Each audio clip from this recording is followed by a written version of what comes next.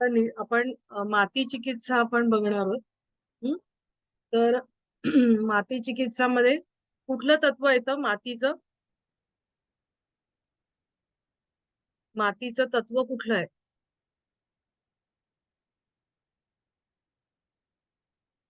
आहात का की फक्त पृथ्वी तत्व मॅडम.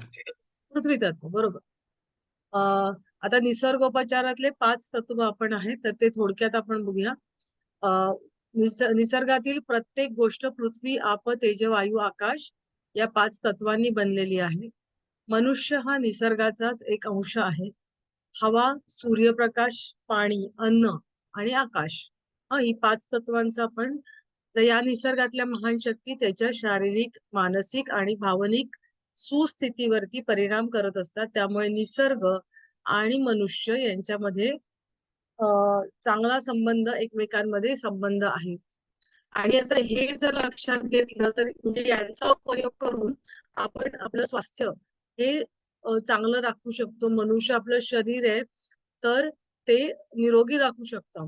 आणि आजारपणामध्ये जर एखादा तरी सुद्धा म्हणजे आपला हा बॅलन्स शरीरातला जर ढळला, तर ही जी निसर्गातली तत्व आहे तर तीच वापरून पथ्या म्हणजे आवश्यक गोष्टी अशा त्या करून आपण निसर्गातल्या गोष्टींच्या साहाय्याने आपले आजार आपण म्हणजे स्वतःच स्वतःला आपण बरं करू शकतो.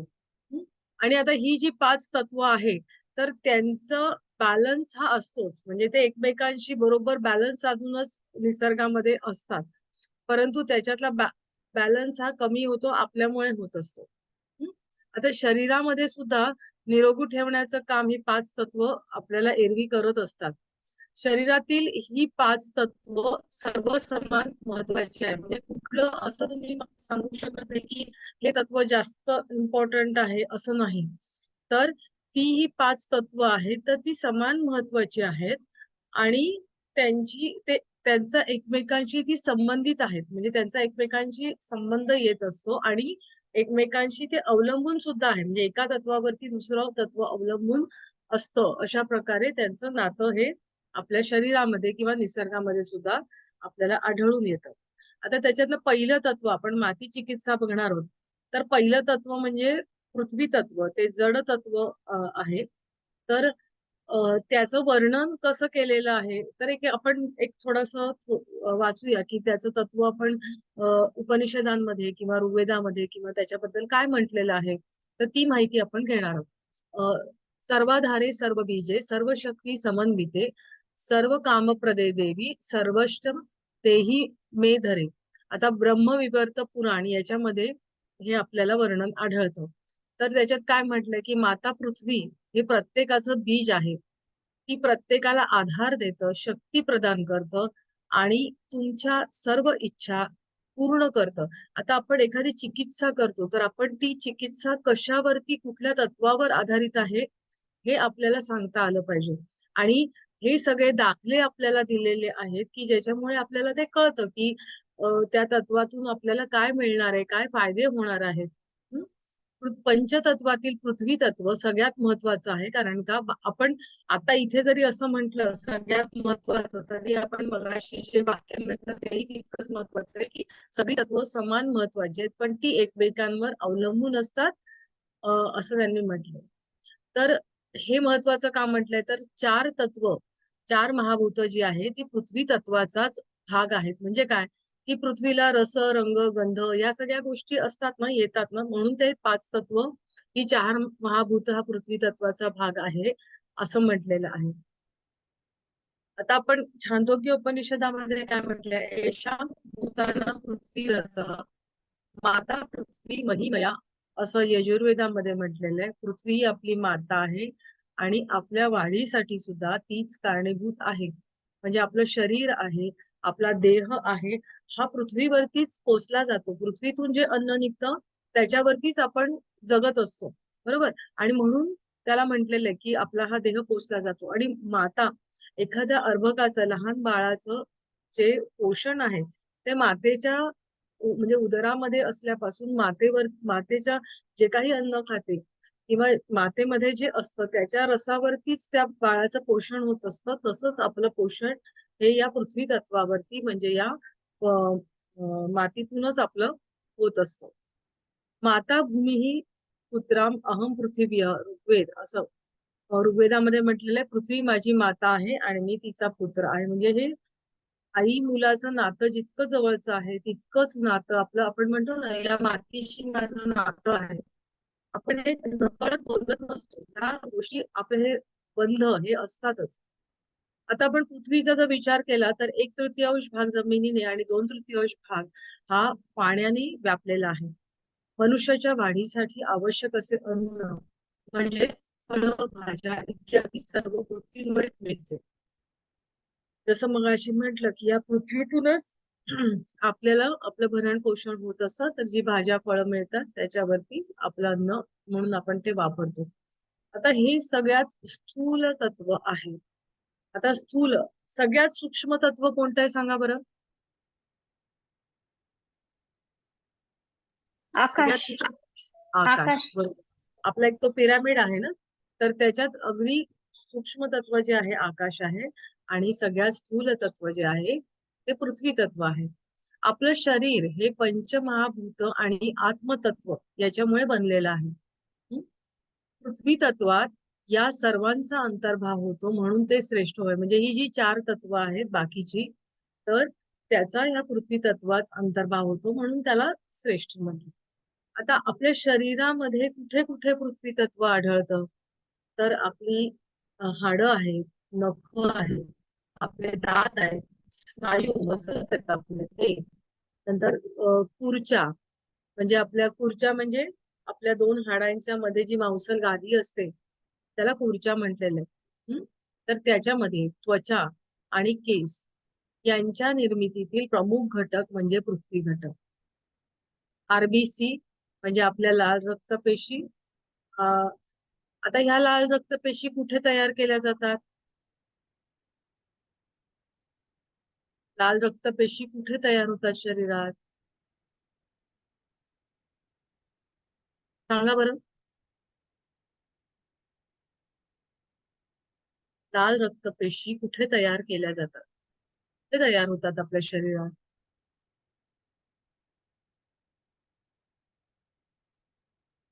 सांगा, हा प्रश्न गेलेला आहे तुम्हाला. आपल्या येत आहे का? सांगता येत आहे? नाही मॅडम, लक्षात येत नाहीये. आपला बोन मॅरो असतो की नाही, बोन मॅरो मध्ये अस्थि मज्जा ज्याला म्हटलं जातं. म्हणजे तुम्ही कोणी नॉनव्हेज खातं का? नॉनव्हेज खाणाऱ्यांना माहिती असेल की काय म्हणतात त्याला, नळी नळी म्हणतात ना, तर त्या नळीमध्ये म्हणजे ते असं बोनच्या मध्ये असतं लाल भाग. हा? तर त्या आपल्या शरीरामध्ये हाडांच्या मध्ये तो भाग असतो ना, तर त्याला अस्थि मज्जा असं म्हटलं जातं. तर तिथे त्या लाल रक्तपेशी तयार होत असतात. तर ह्या सगळ्या आपल्या शरीरातलं पृथ्वीचा घटक आपण म्हणू शकतो. आता जर एवढं सगळं म्हणजे जी सगळी निर्मिती आहे ना, ती निर्मिती इथे होत असते आणि म्हणून आपण म्हंटल की पृथ्वीला माता जे म्हटलंय तर ते याच्यावरून आपल्याला कळतं. ओके नाही, आई का म्हटलेलं आहे त्या ह्या गोष्टी आपल्याला कळतात. आता आपण पुढे जाऊया. आता पृथ्वी तत्व म्हटलं आपण मातीची चिकित्सा बघणार आहोत. तर मातीचे गुणधर्म कोणते कोणते आहेत ते आपण बघणार आहोत. आता मला एक सांगा की तुम्हाला काय माहिती आहे, म्हणजे या माती चिकित्सेबद्दल तुम्हाला काय माहिती?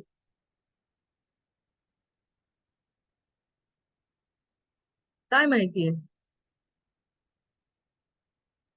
हॅलो, मातीच्या पट्ट्या देतात मॅडम. वेगवेगळ्या आजारामध्ये त्या आजारानुसार त्या प्रत्येक वेगवेगळ्या अवयवावर. बरोबर, अगदी बरोबर. आणि मिट्टी स्नान पण, म्हणजे जे निरोगी आहेत ते पण मिट्टी स्नान करून सूर्य स्नान घेऊन मग स्नान वगैरे कर. बरोबर, अगदी बरोबर. अशा वेगवेगळ्या चिकित्सा आहेत आणि याच्यामध्ये आपल्या मातीचे जे वेगवेगळे गुणधर्म आहेत ना, तर ते वापरले जातात.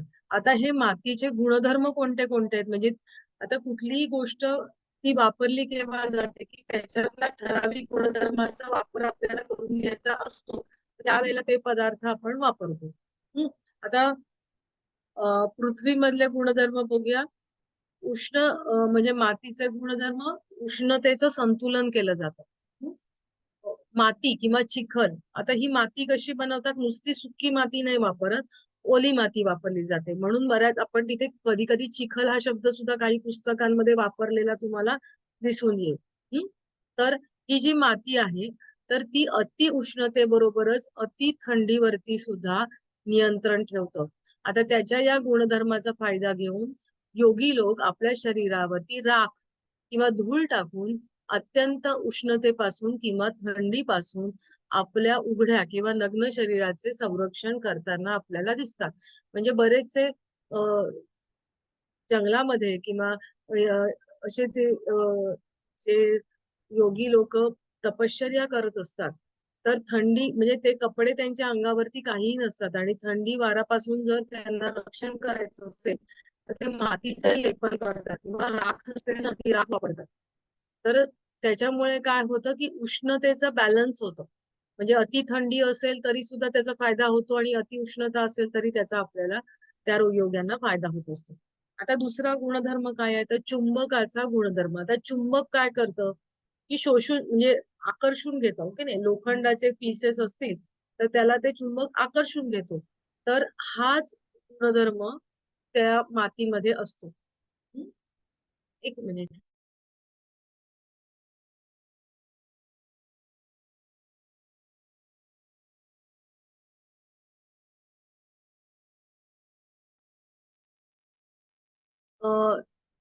आकर्षून घेण्याचा जो गुणधर्म आहे तर तो मातीच्या ठिकाणी असतो. तर पृथ्वी हा एक शक्तिशाली चुंबक आहे, बरोबर. तो मॅग्नेट आहे म्हणून तर आपण पृथ्वीचा गोल हा अवकाशामध्ये फिरताना दिसतो. प्रत्येक ग्रहांमध्ये ही आकर्षून घेण्याची शक्ती एकमेकांमध्ये आहे. मडपॅक म्हणजे चिखल, मातीचा चिखल करून तो वापरला जातो, त्याला मडपॅक असं म्हटलं जातं. तर त्याच्या चुंबकीय गुणधर्मामुळे शरीरामध्ये स्थिरावलेले विषारी पदार्थ गतिमान होतात आणि ते बाह्य पृष्ठभागाकडे खेचले जातात आणि शोषक गुणधर्माने ते काढून टाकले जातात. म्हणजे इथे चुंबक गुणधर्म आणि शोषक गुणधर्म हे दोन वापरलेले. तर म्हणजे काय की आता समजा इथे काहीतरी एखादं पुढचा शोषक गुणधर्म आहे ना तो पण वाचूया म्हणजे मग दोघांचं एकदम कळेल. शोषक गुणधर्म मडपॅक शरीराच्या बाहेरील पृष्ठभागावर साप, विंचू किंवा कीटकांच्या चाव्याचे विष काढण्यास मदत करते आणि शोषून काढते. आता खेचून घेणं आणि शोषून घेणं हे दोन गुणधर्म आहेत. माती काय करतं, तुमच्या स्किनवरती तुम्ही जर ते लावलं तो चुंबकाच्या गुणधर्माने आकर्षून घेतलं जातं आणि शोषण केलं जातं. आणि जर समजा एखादा विंचू चावला किंवा काय चावलाय, आपल्या खेडेगावामध्ये लगेच माती लावतात. तर माती लावल्यानंतर काय होतं की ते शोषलं जातं आणि ते विष हळूहळू काढून टाकलं जातं. बऱ्याच ठिकाणी बघा पिक्चर मध्ये पण बघतो किंवा ऐकलेलं पण असं, साप जरी चावला तरी जिथे साप चावलं त्याच्यावर घट्ट दोरी बांधतात आणि एक जखम करून तोंडाने ते विष शोषून काढतात. म्हणजे काय खेचून घेणं हा जो गुणधर्म आहे ना हा मातीमध्ये असतो. म्हणजे एखादं काही चावल्यावरती माती लावायची लगेच. गांधील माशी चावली तरी पटकन तिथे जी जळजळ होते ती कमी करण्यासाठी लावलं जातं किंवा ते नांगी टाकताना जे एक विष सोडलेलं असतं तर त्याच्यापासून थंडावा आपल्याला मिळतो. आता विरघळण्याचा गुणधर्म, आता विरघळण्याचा गुणधर्म आहे तर तो उत्सर्जनाला मदत करतो. मडपॅक जो असतो तो आतड्यातील विष्ठा सोडवतं आणि उत्सर्जनाला मदत करतो. म्हणजे पोटावरती जर तुम्ही हे मडपॅक लावलं तर काय होतं तर ते म्हणजे आता लावलंय तुम्ही वर, स्किनच्या वर, पोटाच्या वर, पण त्याचा जो उपयोग आहे तर तो तुम्हाला आतमध्ये होतो. कसं तर ते आतल्या जे आतड्यांना जी काही आपलं स्टूल घट्ट होऊन, विष्ठा घट्ट होऊन जे बसलेली असते चिकट, तर ती हळूहळू सुटी व्हायला लागते. आणि उत्सर्जनाला मदत होते. हे गळू उघडण्यास आणि जमा झालेला पू बाहेर टाकण्यास मदत करते आणि जखमेच्या उपचार प्रक्रियेस वेगवान करतं. म्हणजे एखादा मोठा गळू झाला असेल तोंडावर, कुठेही जर गळू झाला असेल तर त्याला तुम्ही ते माती पोटीस म्हणतात, माती गरम करून त्याचं पोटीस लावतात. तर काय होतं तो पू असा खेचला जातो आणि मग त्याच्यानंतर तो बाहेर टाकायला मदत करतं. म्हणजे एखादी जखमेवरची जी उपचाराची क्रिया आहे तर ती फास्ट होते, फास्ट रिकव्हरी होते. तर दुखण्यावरती इलाज, त्याला इंग्लिशमध्ये अँटीफ्लॉजिस्टिन गुणधर्म असं म्हटलं जातं. मडपॅक, कानदुखी, दातदुखी, दुखापतीमुळे होणारं दुखणं इत्यादींपासून मुक्त होण्यास मदत करतं. आता हे सगळं बाह्य गालगुंड वगैरे झाले तरी सुद्धा माती लावतात बघा, असं इकडे इकडे माती लावलेली असते. तर जखम बरी करण्याचे गुणधर्म, अरे,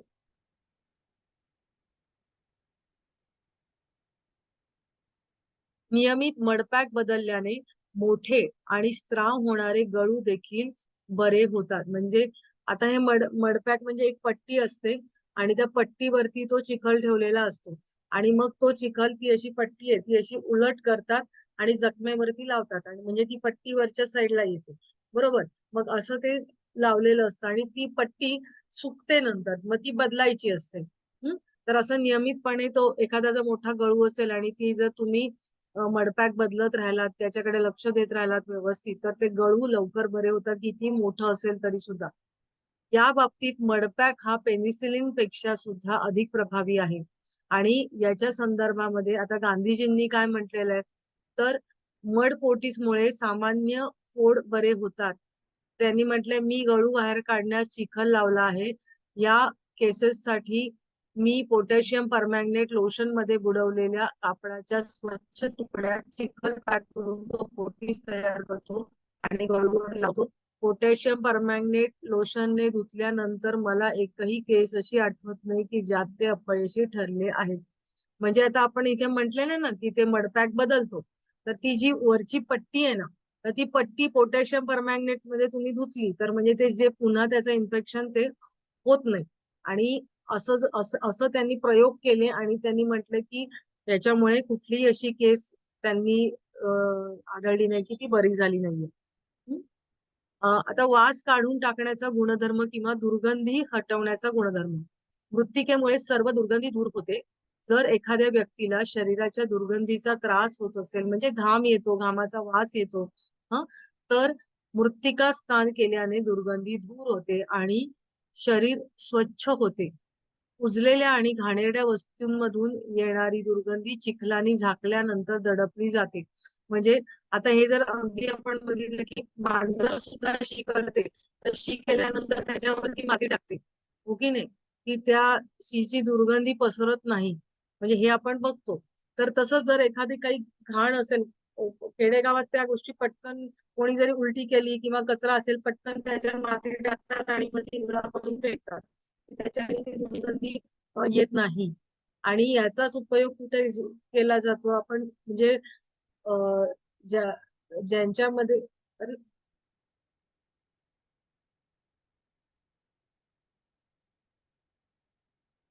तर तुम्ही होस्ट झालात का? हो, परत शेअर करा.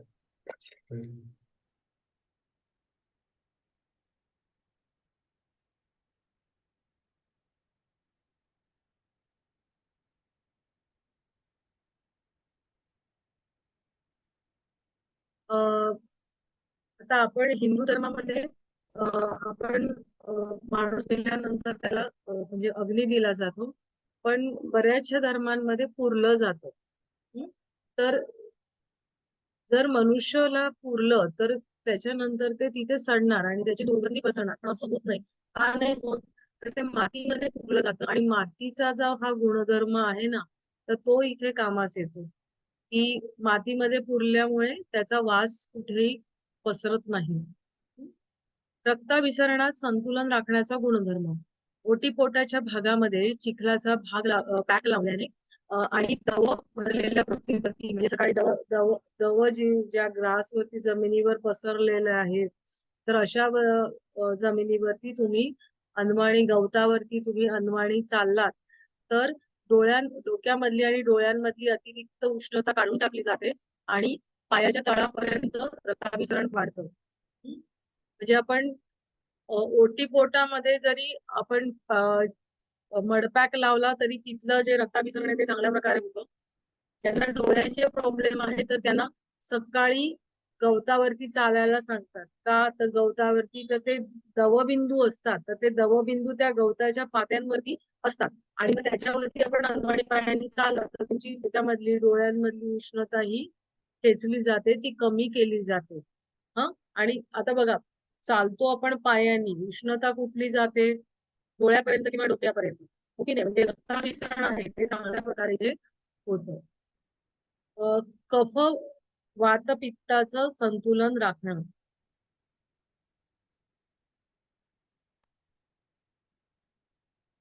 आयुर्वेदानुसार आपले आरोग्य त्रिदोष च्या योग्य प्रमाणावर अवलंबून आहे. उदाहरणार्थ, आपल्या शरीरातील वायू किंवा वात, पित्त आणि कफ हे 3 दोष म्हटले जातात. म्हणजे आपण जे मराठीत दोष या अर्थाने म्हणतो तसे नाहीयेत. तर त्यांचं जर बॅलन्स असेल तर आपलं आरोग्य हे चांगलं असतं. पेल्विक प्रदेशावरती मडताक लावल्याने जास्तीचे वायू शोषले जातात. ते अतिरिक्त पित्त आणि कफामुळे निर्माण झालेले विष शोषून घेते आणि त्रिदोषांमधील संतुलन हे पुन्हा राखल्याचं काम केलं जातं. जीवनसत्व आणि खनिज सत्वाचा स्रोत. अनेक जीवनसत्वे आणि खनिज क्षार पृथ्वी मातेच्या गर्भात निर्जीव स्थितीत पडलेले आहेत. आपली दयाळू माता पृथ्वी या जीवनसत्व आणि क्षारांच्या सजीवांच्या वापरासाठी फळं आणि भाजीपाला किंवा वनस्पतींच्या मुळाद्वारे ते सजीव बनवतो. म्हणजे काय, की पृथ्वीमध्ये ही क्षार आणि मिनरल्स म्हणजे विटॅमिन्स आणि मिनरल्स असतात. मग आता पृथ्वीतली मिनरल्स आपण कशी घेणार? तर तिच्यातून जी फळं निर्माण होतात, म्हणजे जे निर्जीव स्थितीमध्ये आहे ते सजीव स्थितीत आणण्याचं काम हे पृथ्वी करत असते. त्याच्यातून जी काही फळं किंवा भाज्या ज्या काही मिळतात तर त्याच्याद्वारे आपण ती कंझ्युम करतो आणि आपल्याला त्याच्यातून, ह्या पृथ्वीतून आपण ती विटॅमिन्स आणि मिनरल्स आपल्याला मिळू शकतात. कारण आपण पृथ्वी तर म्हणजे आपण माती तर काय खात नाही, पण मातीतून उगवणारी फळं आणि भाज्या आहेत त्यांच्यामध्ये ती येतात आणि त्याच्यातून आपण ती कंझ्युम करू शकतो. आता निर्मितीचा गुणधर्म. मडपॅक अतिरिक्त द्रव शोषून घेतो. पेल्विक मडपॅक आपल्याला शौचाची वारंवारता. आता पेल्विक रिजन म्हणजे कोणता रिजन? पेल्विक हाड कुठलं असतं? पेल्विक गर्डल किंवा सांगा बरं. आपले उत्सर्जन संस्था पेल्विक रिजन म्हणजे कमरेचा जो भाग आहे की नाही, खालचा तो भाग. भाग. हा, हे पेल्विक आपलं मोठं जे हाड आहे की नाही त्याला गर्डल, पेल्विक गर्डल म्हटलं जातं. मोठं खालचं जे आपण माकड हाड म्हणजे काय म्हणू, कमरेच्या खाली जे असतं की नाही ते. आणि हे इथलं असतं ते पेक्टोरल गर्डल असतं. पाठीमागे आपले असतात ना असे, तर हे 2-3 हाडं मिळून जे बांधलेलं असतं ना हे इकडे, हे. आणि खालचा जो असतो तो पेल्विक रिजन असतो, कमरेच्या इथला जे हाड असतं ते.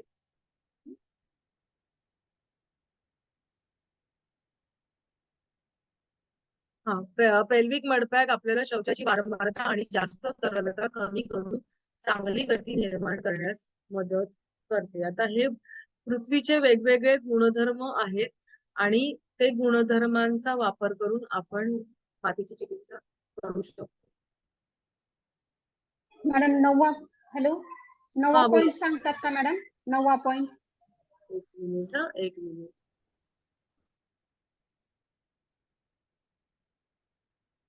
वातपित्त कफाचं संतुलन राखण्याचं काम करतो. आता आयुर्वेदानुसार त्रिदोष, वातपित्त कफ आयुर्वेदानुसार आहे ना, हे 3 दोष आहेत. तर हे आपण पेल्विक रिजन वरती मड आपण तो जर लावला तर ते अतिरिक्त पित्त वगैरे आहे ते शोषून घेतं, किंवा कफ असेल तर ते शोषून घेण्याचं काम करतं. वायू असेल तर तो आपण मगाशी बघितलं की आपल्याला वायू पोटातला एक्सेस आहे तर तो निघून जाण्याचं काम केलं जातं आणि त्याचं बॅलन्सिंग.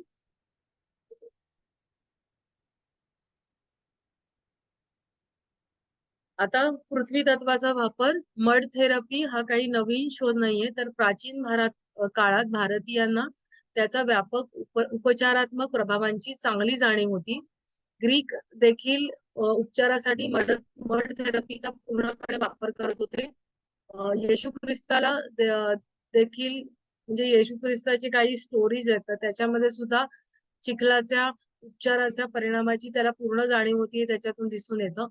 18व्या शतकात इमॅन्युएल फाल्के या जर्मन धर्मगुरूने मड थेरपीचा पुनर्शोध लावला. आता इथे शोध लावला नाही म्हणू शकत आपण, पुनर्शोध लावला कारण पूर्वीपासूनच मनुष्य माती तत्वाचा वापर करत होता. आता फक्त काय असतं की ते परंपरागत चालत आलेलं असतं पण कुठे त्याची नोंद नसते. पण ह्या काही नोंदी आपल्याला आढळतात त्यामुळे आपण म्हणू शकतो की पूर्वीपासूनच ही गोष्ट मानवाला माहीत होती. परंतु थेरपी म्हणून जे जर्मन धर्मगुरू आहेत इमॅन्युएल फाल्के तर त्यांनी त्याचा पुनर्शोध लावला आणि नंतर मड थेरपी म्हणून त्यांनी ती विकसित केली. अनेक निसर्गोपचारकांमार्फत लोकप्रिय केली गेली. त्यापैकी प्रमुख आहेत फादर निप, ॲडॉल्फ जस्ट, डॉक्टर केलॉग आणि महात्मा गांधी. जमिनीवर झोपणं, जमिनीवर अनवाणी पायी चालणं, मातीचं घर बांधणं, मातीचे बांध बांधणं इत्यादी जीवनाच्या सर्वच क्षेत्रात पृथ्वी तत्वाचा उपयोग मानवाकडून जवळजवळ सर्वच क्षेत्रामध्ये केलेला आहे. आता जिथे बघा खूप उष्णता असते म्हणजे पठारावरती आपण गेलो तर तिथे सगळी धाब्याची घरं माती म्हणजे आता आपण सिमेंटची घरं वापरतो पण थंडावा राखण्यासाठी मातीचा लेप असलेली घरं वापरली जायची बरोबर. अजूनही बऱ्याच ठिकाणी राजस्थानामध्ये किंवा खूप ठिकाणी अशी मातीचा लेप दिलेली घरं आढळतात. का आढळतात तर माती उष्णतेचं संतुलन करतं ना म्हणून आढळतात. थंडीच्या काळामध्ये ती उष्णता धरून ठेवतं आणि खूप उष्णता आहे त्यावेळेला गारवा निर्माण करण्याचं काम करतं. ओके नाही. आपण मातीची मडकी वापरतो म्हणजे आता उष्णता जरा वाढायला लागल्यावरती मडक्यातलं पाणी प्यावंसं वाटतं. ओके नाही. मग हे काय आहे माती तत्वाचाच वापर आहे. ते पाणी तुम्ही प्यायला तर शरीरातली अतिरिक्त उष्णता आहे ती तुमची कमी होते. आता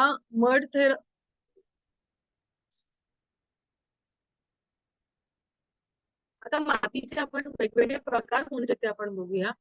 मातीचे विविध प्रकार आहेत. वेगवेगळ्या ठिकाणी उपलब्ध असलेली माती त्याच्या रंग, रचना आणि विशिष्ट गुणधर्मानुसार भिन्न असते. परंतु मातीच्या प्रकारांमध्ये समान मूलभूत गुण असतात. म्हणजे आपण कसं आहे मनुष्य म्हटला तर मनुष्य प्राणी हा एकच असतो. पण वेगवेगळ्या देशातले आपण लगेच वेगवेगळ्या देशांमधली माणसं ओळखू शकतो की नाही की हा चायनीज आहे, हा जॅपनीज आहे. म्हणजे काय की थोडाफार त्यांच्यामध्ये फरक असतो बरोबर. पण माणूस म्हटल्यावरती त्याचे काही जे स्ट्रक्चर्स आहे ते समानच असतात.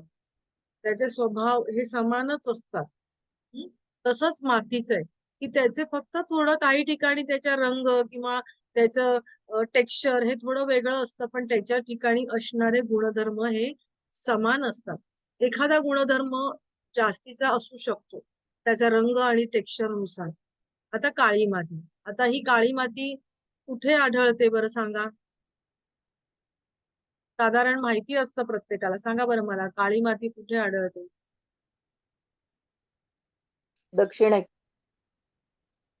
दक्षिणेमध्ये. आणि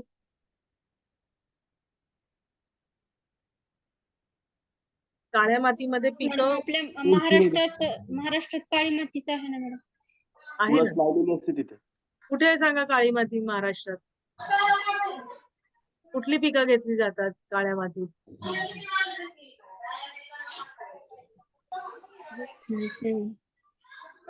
महाराष्ट्रातच आहे कुठे. गहू, ज्वारी आहे, पुन्हा ऊस आहे. ज्वारी, कापूस वगैरे ऊस ही पिकं ह्याच्यामध्ये घेतली जातात. आता प्रामुख्याने ही कुठे सापडते आपल्याला जर बघितलं तर उज्जैन, माळवा याच्यामध्ये ती सापडते जास्त म्हणजे की तिथे तीच माती असते. आता महाराष्ट्रात पण आहे अशी थोड्याफार फरकाने सगळीकडेच असते पण मुख्यत्वे करून उज्जैन, माळवा इथे असतं. आणि हे एक चांगलं हेअर टॉनिक आहे. म्हणजे मला आठवतं माझ्या आजी सुद्धा मातीने केस धुवायची. त्याची घालून आणलेली माती शेतात असायची आणि त्याच्याने केस धुवायचे. तर ते चांगलं हेअर टॉनिक म्हणून वापरलं जातं. त्वचा रोगांवरती आणि फोडांवरती याचा उपयोग चांगला होतो. ज्या वेळेला सर्वांग लेप दिला जातो ना, तर त्यावेळेला वेगवेगळ्या नॅचरोपॅथी सेंटरमध्ये ही अशी काळी माती आणली जाते आणि मग ती काळी माती चांगली गाळून उन्हामध्ये ठेवून आणि मग त्याचा चिखल करून मग ती वापरली जाते आणि ती पूर्ण सगळं आपल्या शरीरातली घाण शोषून घेते आणि त्यावेळेला सगळं म्हणजे केसांना सुद्धा ती लावतात, सगळीकडेच लावतात पूर्ण अंगाला. आता मऊ गाळाची चिकण माती, आता ती चिकण माती टाक्या नद्यांच्या काठांवरती शेतातही असते आणि ती सगळीकडे उपलब्ध असते म्हणून ती सर्वात जास्त वापरली जाते. नंतर मुलतानी माती एक चांगलं स्किन टॉनिक आहे. नॉर्मली त्वचा रोग आणि कोंडा यांच्यावरती त्याचा उपयोग होतो. बरेच सारे फेस पॅक असतात, त्या फेस पॅक मध्ये मुलतानी माती वापरली जाते. पण ज्यांची स्किन ड्राय असते त्यांनी ती वापरायची नसते, कारण का ती अतिरिक्त म्हणजे स्किन अजून ड्राय होते ना त्यांची. नंतर वाळवीची किंवा वाळवीची टेकडी असते ना, दिमकची टेकडी असते, तर त्याची माती म्हणजे वाळवीचे असे डोंगर असतात म्हणजे, तर त्याची जी माती असते तर ती सुद्धा उपयुक्त असते. तर ही जी वाळवी असते, वाळवीचे छोटे छोटे किडे असतात बरोबर, तर त्याच्या तोंडातून म्हणजे ती पूर्ण आपण जेवढं वर डोंगर बघतो त्याच्यापेक्षा जास्त ती जमिनीच्या खाली असते. म्हणजे ती जवळजवळ 8 ते 10 फूट जमिनीच्या खाली असते. म्हणजे आपण असं वारुळ, आपण नागोबाचं वारुळ कसं बघतो ना, तसं त्याच्या टेकड्या दिसतात आपल्याला वर, पण ती ऍक्च्युली वर असते त्याच्यापेक्षा जास्त ती जमिनीच्या खाली असते. आणि त्या वाळवीची लाळ त्याच्यामध्ये मिसळलेली असते आणि त्याच्यामुळे ती काय होते, ती क्षार त्याच्यामध्ये ते मिसळतात, लाळेचे क्षार त्याच्यामध्ये मिसळतात आणि त्याच्यामुळे ती उपयुक्त होते. तर त्याचा उपयोग काय होतो, तर आम्लपित्तामुळे होणाऱ्या आजारांवरती ती खूप उपयुक्त असते. ज्या फोडांमधून पू बाहेर येत असतो, म्हणजे ते सारखं असं बाहेर काहीतरी स्त्राव निघत असतो, असे जे काही फोड असतात, डिस्चार्जिंग फोड असतात, तर त्याच्यावरती सुद्धा उपाय करण्यासाठी ही वाळवीची जी माती असते ना, तर ती उपयोगी असते. डोंगराच्या बाजूची माती, ही माती शुद्ध आणि उपयुक्त रासायनिक द्रव्यांनी समृद्ध असते. यात नैसर्गिक थंड गुणधर्म आहेत, ज्यामुळे ते खूप उपयुक्त आहे. हिमालयाच्या खोऱ्यात, विंध्य प्रदेश किंवा उत्तर प्रदेशातील चुनार इथे ती माती आढळते. आता ही उपयुक्त, शुद्ध आणि उपयुक्त अशी का म्हणले रासायनिक द्रव्यांनी समृद्ध, तर काय असतं की हिमालयाच्या म्हणजे किंवा हे सगळे जे काही डोंगराळ प्रदेश आहेत, तर त्या हिमालयांमध्ये जे असणाऱ्या औषधी वनस्पती आहेत बरोबर, तर त्या औषधी वनस्पतींची पानं सुद्धा तिथे पडतात. आणि त्या काठावरून ते सगळे तिथे ती माती जी तयार होते ती तिथे पानं कुजतात किंवा मुळे असतात किंवा त्या मुळांचं पाणी तिथून येतं, तर त्याच्यातून ते औषधी गुणधर्म येतात, त्या मातीमध्ये जातात. अशा प्रकारे सगळंच ज्या काही गोष्टी असतात, तर ती माती अशी पोषक करायला म्हणजे औषधी गुणांनी किंवा केमिकल्सनी पोषक असायला ती कारणीभूत ठरतात. ह्या वेगवेगळी जी कारणं आहेत ती. आणि तिथून येणारं पाणी हे शुद्ध, कारण का तिथून त्या नद्यांचे उगम झालेले आहेत, त्यामुळे ते पाणी पण तिथे शुद्ध असतं, त्यामुळे तिथली माती सुद्धा शुद्ध रॉ असतं, त्याच्यात काही मिक्सर डोंगरात असतात. जशी वस्ती व्हायला लागते की नाही, तसतसं तिथे त्या सगळी घाण त्या मातीमध्ये यायला लागते बरोबर. तर डोंगराळ प्रदेशातून येणारी माती ही घरंगळत येते आणि ती नंतर त्या डोंगराच्या पायथ्याशी ती साठते आणि म्हणून ती जी माती असते तर ती शुद्ध आणि रासायनिक द्रव्यांनी समृद्ध अशी असते. आता लाल माती, ती गोड वासाची लाल माती असते. सांधेदुखी किंवा मज्जातंतूंचा कमकुवतपणा असेल तर ती उपयुक्त असते. वालुकामय माती, ही माती विहिरी खोदताना बाहेर पडते.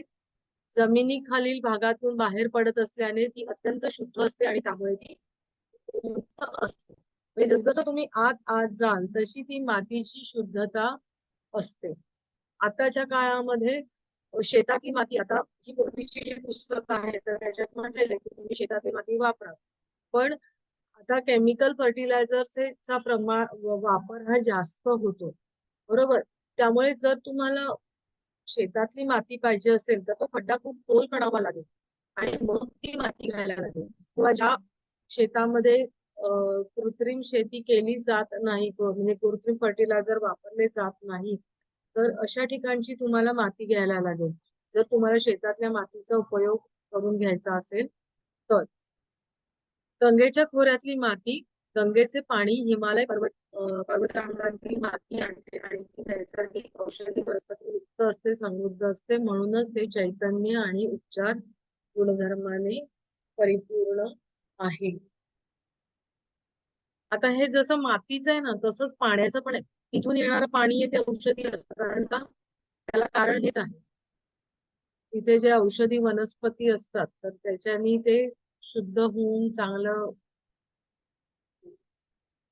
आता मडपात, आता हे आपण वेगवेगळे मातीचे प्रकार बघितले की कशा वेगवेगळी माती असते ते. आता मडपात मातीची गुणवत्ता आपण वर जे काही बघितलं तर त्याच्यातून आपण कोणत्या प्रकारची माती घेतली जाऊ शकते ते आपण बघितलं. परंतु तर ह्या आजारांना हीच माती, पण आपल्याला ती माती उपलब्ध नसेल तर काय? आपण बघितलं की मातीचे बरेचसे सगळे गुणधर्म सेमच असतात, त्यामुळे तुम्हाला जी उपलब्ध माती असेल तर ती तुम्ही घेऊ शकता. उपलब्धतेच्या सुलभतेमुळे मऊ काळाची चिकण माती जी किरकिरी किंवा चिकट असलेली असते ती सर्वसाधारणपणे वापरली जाते. आता आपल्याला जी मिळते तर ही सहज उपलब्ध होते, त्यामुळे अशा प्रकारची माती वापरली जाते. खत घातलेली माती कधीही वापरू नये. माती किमान 2 फूट खाली असेल अशी घ्यावी, म्हणजे जमिनीचा थर आहे त्याच्या खाली तुम्ही खड्डा खणायचा आहे, 2 फूट खाली जायचंय आणि त्याच्याही खाली जाऊन ती माती तुम्ही घ्यायची. खडे, गवताचे कण किंवा इतर अशुद्धी वेगळे करण्यासाठी माती वाळवली पाहिजे, फोडली पाहिजे, बारीक चाळणीतून चाळली पाहिजे.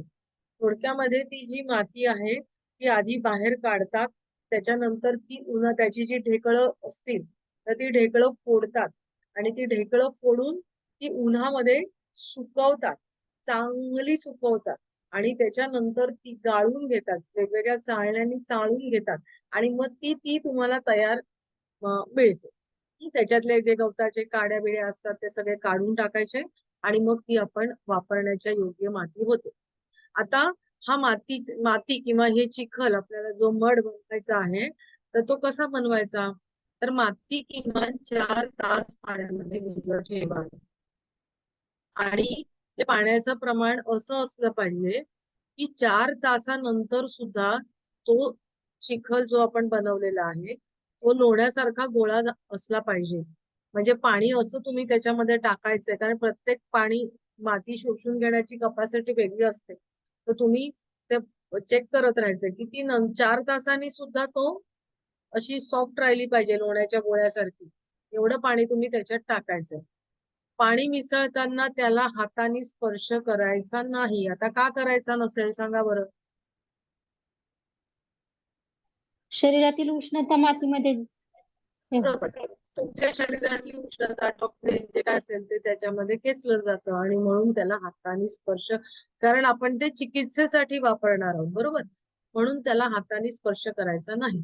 त्याऐवजी ते लाकडी चमच्याने ढवळायचं.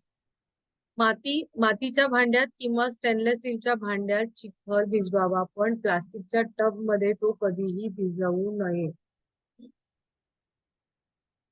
म्हणजे जे चिखल करणार आहोत तर तो भिजवायला प्लास्टिकचा टब वापरायचा नाही, तर स्टेनलेस स्टीलचा किंवा मातीच्या भांड्यामध्ये तुम्ही तो भिजवायचा आहे.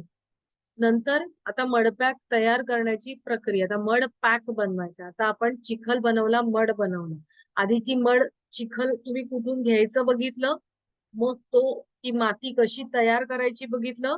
आता तो मड पॅक कसा करायचा, तुम्हाला यूज करायचा आहे तो चिकित्सेसाठी, तर तो मड पॅक कसा बनवणार ते आपण बघणार. तर जाड कपड्यावरती 1 इंच जाड ओला चिखल पसरावा.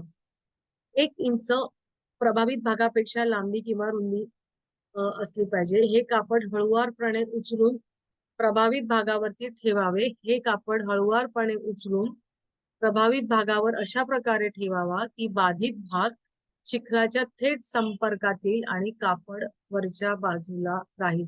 थोडक्यामध्ये काय की तुमची जी जखम आहे, तर तुम्ही आता जखम छोटी आहे मोठी आहे असं तुम्ही बघितलं.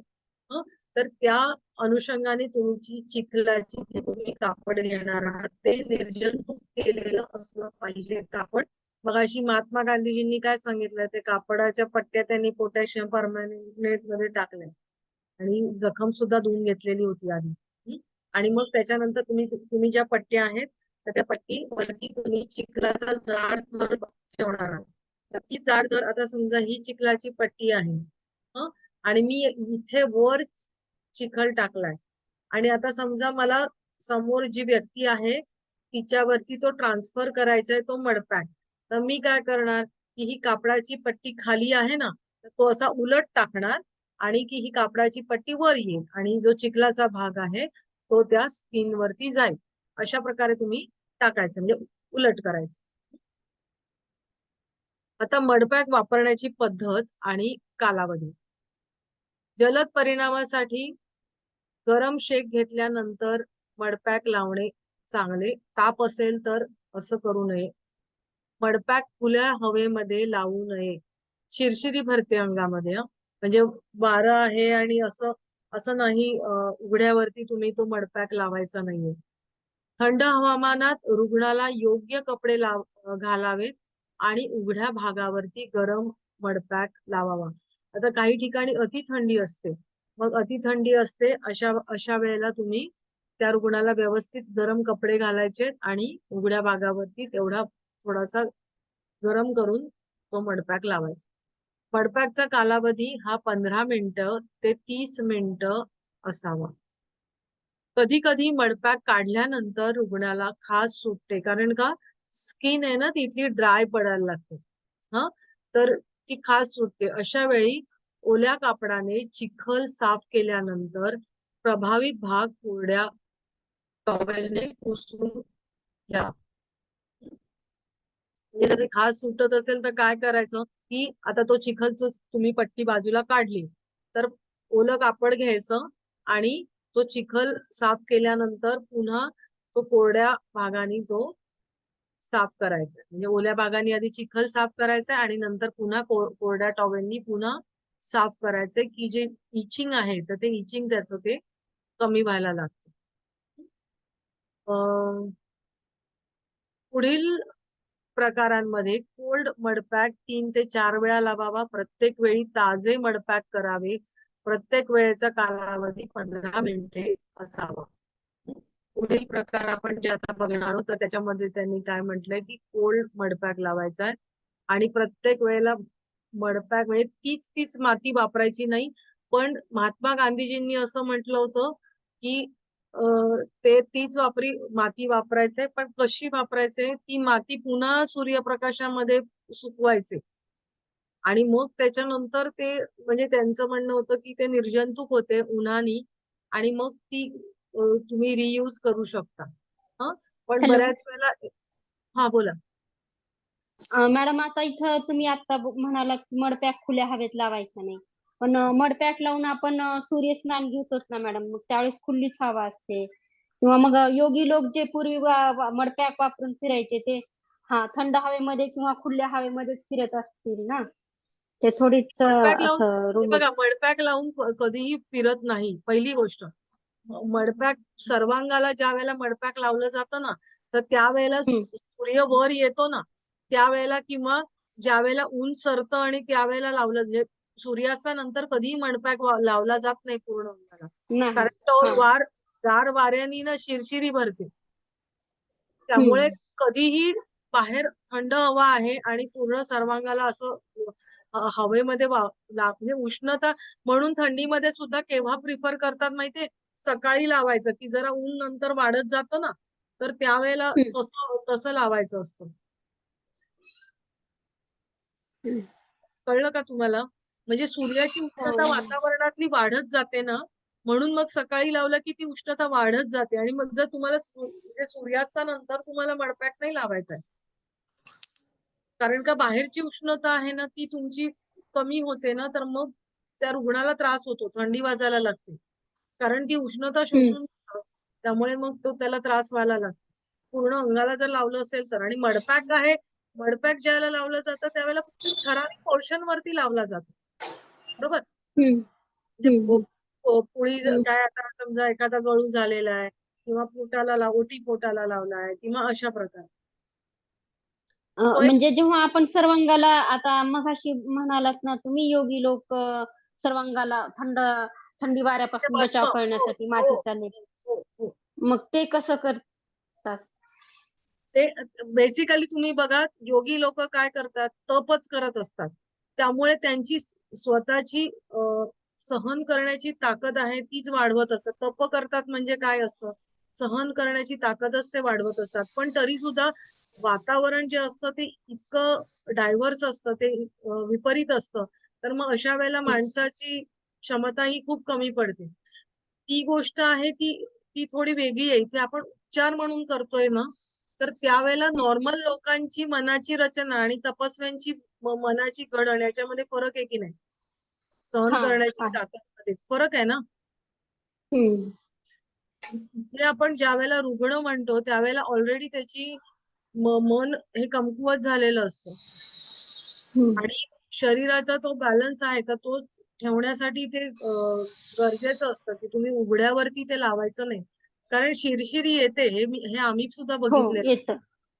हो आता तपस्वी हो असतात तर ते नॉर्मल कंडिशन मधनं बाहेर जाऊनच ते तिथे डोंगरात तप करत असतात. ते का नाही घरात तप करत? म्हणून तर ते तप हम्म तप म्हटलं जातं ना त्याला. पण तरी सुद्धा ते अति झालं तर म्हणून मग ते भस्म लावलेलं असतं की का की त्यांच्या तपश्चर्येमध्ये अजून अडथळा येऊ नये म्हणून. हम्म बरोबर आहे की नाही? हो ठीक आहे. म्हणजे हा ओके फरक आहे मॅम. त्याच्या मागचा. म्हणजे त्याच्या मागचा उद्देश आहे ना, त्या उद्देशाचा फरक आहे. हम्म मातीच्या गुणधर्मामध्ये काही फरक नाहीये. हम्म तर आपण एरवी आपल्याला थंडी वाजते आपण म्हणजे आता मला जर फॅन हवाय तर आता जर मी नॉर्मल आहे तर मला काही फरक नाही पडत. पण मला जर ताप आला तर आपण असं म्हणू शकतो का फॅन तर एरवी तर तुला चालत होता मग आता का नाही चालत आहे. पण आता हम्म फिजिकल कंडिशन तुमची बदलली आहे ना. आता साधं हम्म गळू झाला तरी मला सांगा बॉडी टेम्परेचर वाढणार की नाही, थोडस ताप हा आल्यासारखं वाटणार की नाही. हो मग शरीरातली बदल झालेले असतात. आणि म्हणून मग ते उघड्यावरती तुम्ही लावायचे नाहीत किंवा त्याच्यासाठी आहे.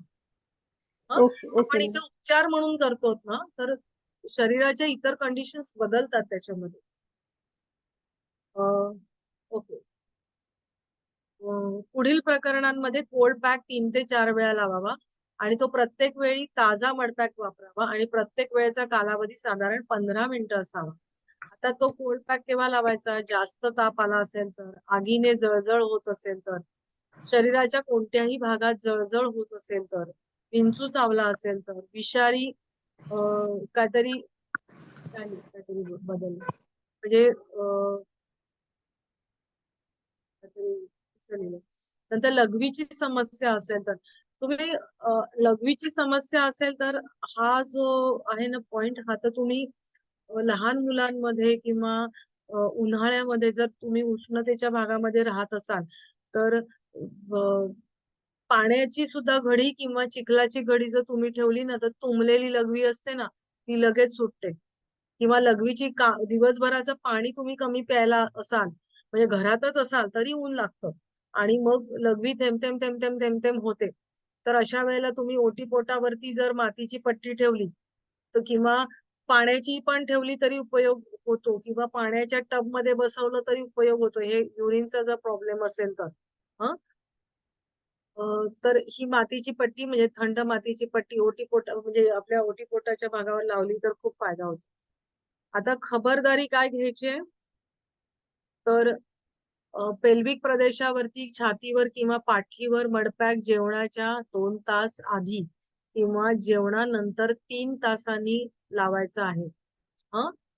कारण आपलं रक्ताचा प्रवाह हा पोटाकडे ज्यावेळेला पचन व्हायचं असतं त्यावेळेला जेवणाकडे रक्तप्रवाह होत असतो आणि म्हणून थोडं ते जेवणाच्या 2 तास आधी किंवा जेवणाच्या नंतर 3 तासांनी तो लावायचा. शरीराच्या इतर कोणत्याही भागावर मडपॅक जेवणाच्या 1 तास आधी किंवा जेवणानंतर 1 तास असा लावता येतो. बहुतेक निसर्गोपचारक सल्ला देतात की एकदा वापरलेला चिखल पुन्हा वापरू नये कारण ते शरीरातील विष शोषून घेतात. परंतु महात्मा गांधी म्हणतात उन्हात किंवा विस्तवावर वाळवल्यानंतर आणि चाळणी करून ते पुन्हा वापरता येतात. वर वर्णन केल्यामुळे प्रमाणे पुन्हा पुन्हा त्याच मातीतून बनवलेले मड पोटीस कमी प्रभावी आहे हे मला माहित नाही. मी स्वतः अशा प्रकारे वापरले आहे. वारंवार वापरासाठी ते कमी प्रभावी वाटले नाहीत. म्हणजे ते प्रभावी असतात. म्हणजे त्यांचं म्हणणं महात्मा गांधीजींचं की ते उन्हावर किंवा थोडंसं गॅसवरती, तव्यावरती तुम्ही थोडीशी ती माती शेकून घेतली, तर ते जे काही अ, शोषलेले पदार्थ असतील, विषारी पदार्थ, तर ते सगळे निघून जातात आणि मग तीच माती तुम्ही रियूज करू शकता आणि ती तेवढीच प्रभावी असते, असं महात्मा गांधीजींनी म्हटलेलं आहे. थरथरणाऱ्या तापाच्या बाबतीमध्ये मडपॅक देऊ नये. म्हणजे ज्यावेळेला तुम्हाला खूप ताप आलाय आणि अंगाची थरथर होते, तर अशा वेळी द्यायचं नाही. त्याऐवजी रुग्णाला गरम पाणी प्यावं आणि साध्या पाण्याचा एनिमा घेऊ द्यावा. आपण आता इथे थांबूया. हे पुढचं जे आहे आपण ते पुढच्या तासाला बघूया. इथपर्यंत सगळ्यांना समजलेलं आहे ना? तसं अगदी काही न समजण्यासारखं नाहीये, पण काही कोणाला नसेल समजलं तर विचारा.